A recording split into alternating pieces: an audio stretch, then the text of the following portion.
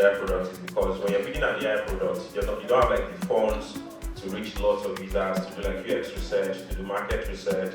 Sometimes the idea, you want to keep it to yourself, like I'm scared this idea is going to be the next Apple iPhone. I don't want to share it with anyone. So you can just use this and then validate within yourself and continue building.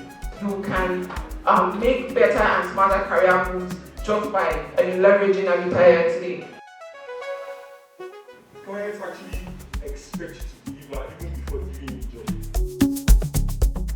What we are trying to do is that we are building a global-based platform whereby you can actually leverage your international schooling systems at your own pace, in your own style. So those things that you see, you will not videos from anywhere, right? And one of the benefits of this is that you can use it to make money. It's as simple as that.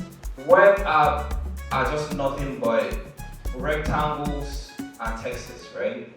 So if you're able to place them well and hyperlink them to other pages, it starts to make sense.